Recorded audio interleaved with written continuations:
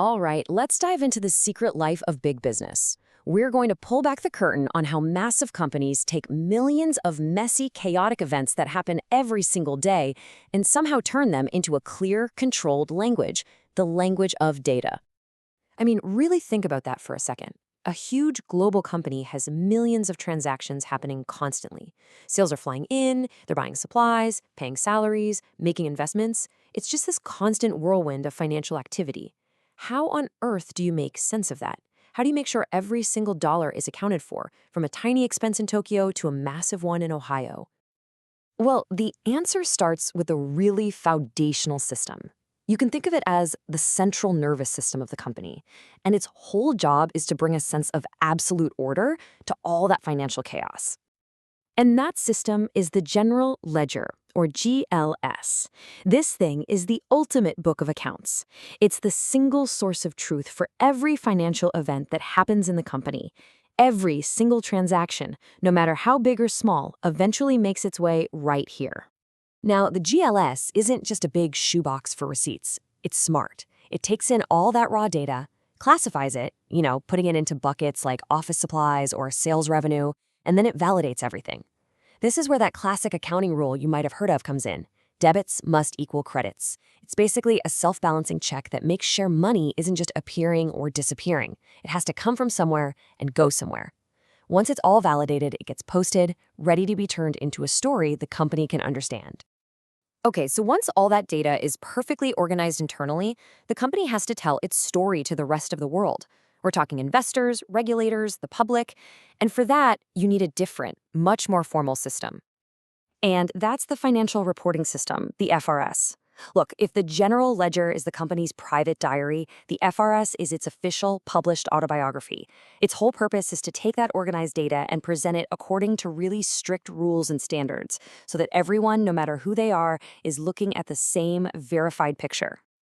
Now, the real-world process for this is super detailed, but it really boils down to these 5 key steps. First, you capture the transaction the moment it happens. Then, you post it to that general ledger we just talked about.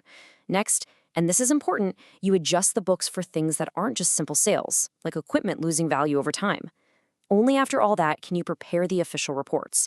And finally, you close the books, locking everything in for that period and get ready to do it all over again. Of course, with a system this crucial, you have to protect it. So for every potential risk, there's a specific control built in. You're worried about someone just inventing a fake transaction? That's why you have managers who have to authorize them. Worried about one person having too much power to, cook the books? That's why you separate duties, so no single person controls an entire financial process from start to finish. It is all about protecting the integrity of that data. But it's not just about the numbers themselves anymore. The way we share this information has gone through a massive evolution. We've moved way beyond just printing out a report. We're now in the age of smart, digital data. This comparison really gets to the heart of it. HTML, the language that builds most of the web pages you see, is all about presentation. It tells your browser how to make things look. But XML is completely different. It couldn't care less about how the data looks. It's all about what the data is. It puts a digital label, a tag, on every single piece of information so a computer can understand its meaning. And that brings us to this thing called XBRL. Basically, it's a specially designed dialect of XML that acts as a universal translator for business data. It creates a standard set of tags for everything: revenue, net income, you name it. This means a computer can read a financial statement from any company, anywhere in the world, and instantly understand and compare it. It's a game changer. So what's the big deal? Well, for businesses, it means they can get their info out there almost in real time. For investors and analysts, it means they can suck that data directly into their spreadsheets and models without typing a single number. And the end result of all that? Faster, smarter, and way more accurate decisions for everyone involved. Okay, reporting to the outside world is one thing. That's about compliance and transparency. But all this carefully organized information has an even more important job: helping the people inside the company actually run the business better. Yeah, a great way to think about it is like the dashboard in your car. It gives the managers all the critical feedback they need. Are we going too fast? Too slow? Are we about to run out of gas? Are we even heading in the right direction? It's all there in the numbers. And this is the whole job of the Management Reporting System, or MRS. See, unlike the financial reporting system, which is super rigid and made for outsiders, the MRS is flexible. It's for insiders. It creates custom reports that help managers plan for what's next, see how they're doing, and control what's happening day to day. And it makes sense, right? Different managers need totally different information.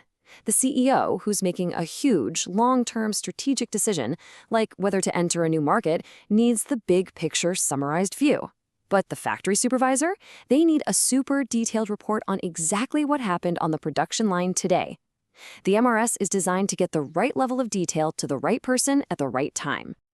One of the smartest ideas in all of this is something called management by exception. The whole point is that the system shouldn't just drown managers in data. Instead, it should be designed to highlight the problems, the numbers that are off target, the budgets that are broken.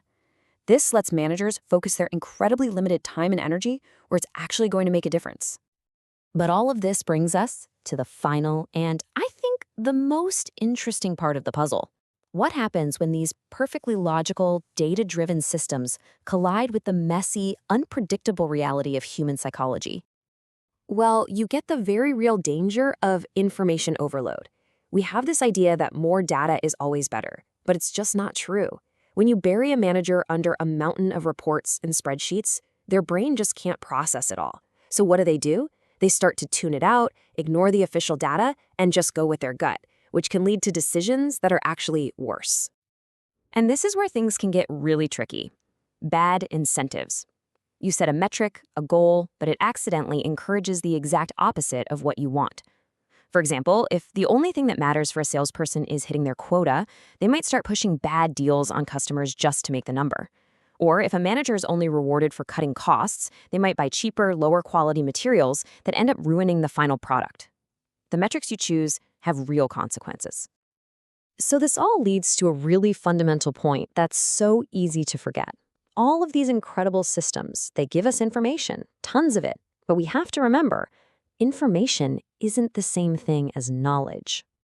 And having too much of it or focusing on the wrong parts of it can actually push us in the wrong direction, leading to worse decisions, not better ones.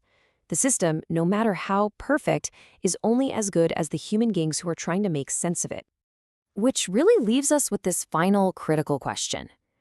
If all this data gives us a perfect, high-resolution map of our business, how do we make sure we have the wisdom to use that map to get where we want to go, and not just use all that detailed information to navigate ourselves straight off a cliff?